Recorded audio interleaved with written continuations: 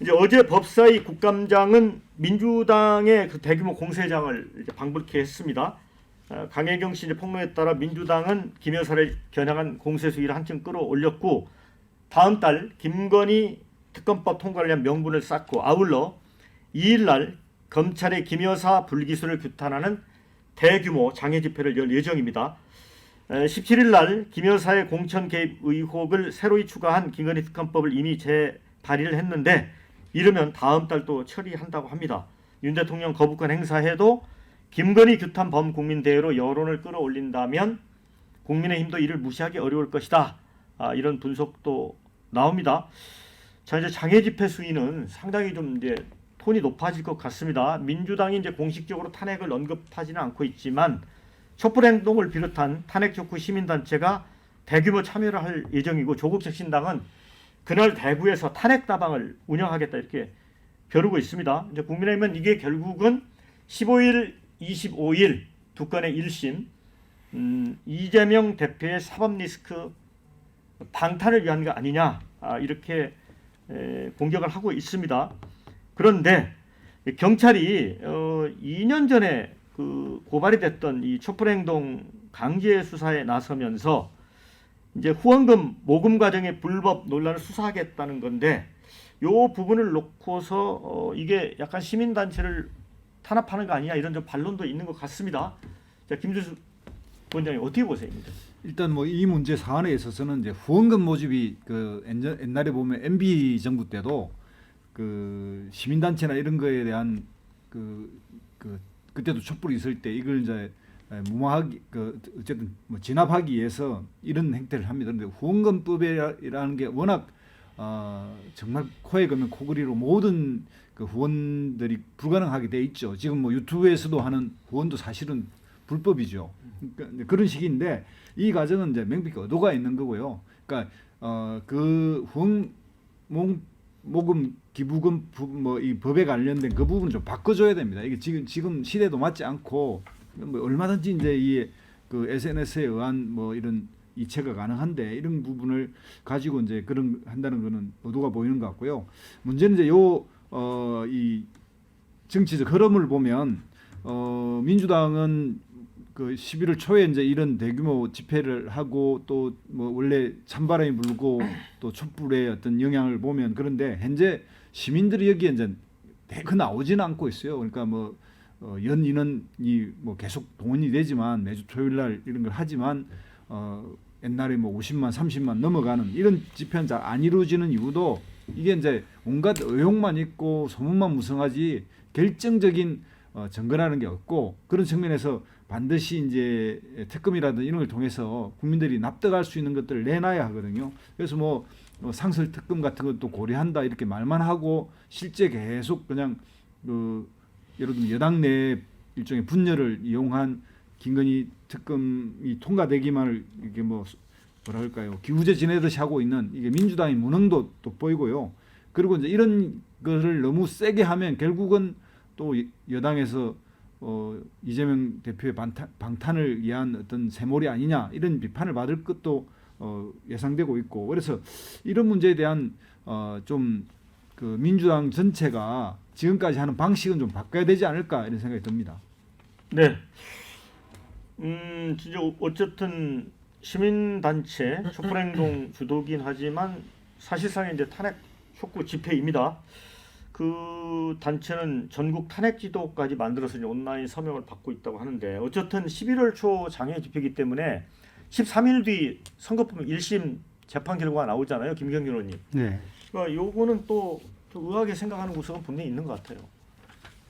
근데 이게 참 일단 이제 탄핵이 요건에 해당이 안 된다고 하는 것은 민주당 내에서도 명예 권한한 것 같아요. 네. 대통령 현직 재직 중에 헌법과 법률에 위반하는 행위가 도대체 뭐냐. 그래서 민주당의 공식 입장도 지금 뭐 대통령 탄핵에 대해서는 우리 당의 입장이 아니다라고 하고 있는 건데 그러면 다른 분들이 얘기를 하면 거기에 대해서 우리 당의 공식 입장은 이렇습니다라고 이제 명확하게 얘기를 해서 국민들을 이렇게 달래줘야 되는 것이 공당의 책임 있는 행동일 거 아니에요, 보면. 근데 이제 민주당도 그렇고 뭐 이런 보안 애동하는 뭐 이런 상황들인데 정치적으로 이용하는 상황들인데 저는 차제에 이렇게 나라가 혼란으로 갈 것 같으면 정말 내각제 개헌을 한번 생각해 보는 것이 어떨까 싶어요. 이게 대통령제 하에서는 승자 독식에 그 때문에 모든 공직이 지금 한 곳으로 다 가다 보니까 이 혼란이 지금 반복되는 거 아니에요, 보면. 네. 그리고 합의된 것도 잘 안 되잖아요, 보면. 네.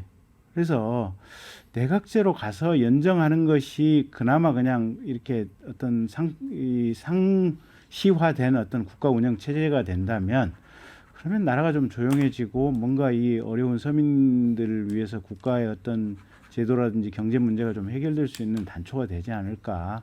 그래서 이제는 다들 좀 큰 틀의 사고의 어떤 차원을 좀 이 달리 해볼 시기가 아닌가 좀 그런 생각이 좀 듭니다. 어쨌든 여당은 이 대규모 장애 집회가 법원 선고를 앞둔 일종의 여론몰이고 결과적으로 사법부를 압박하려는 의도 아니냐 이렇게 보고 있는 것 같은데 우리 김영주 의원님은 이거 어떻게 보세요? 뭐 사법부를 압박하려는 의도가 분명히 있죠. 뭐 그럼에도 불구하고 이 뭡니까 11월 초에 집회라고 하는 것은 그야말로 어떤 검찰 스스로가 만들어 놓은 그러니까 누가 보더라도 기소를 안 한 것 그 과정에 검찰이 스스로가 국민들의 지탄받을 짓을 했다는 분명히 있는 것 같고요.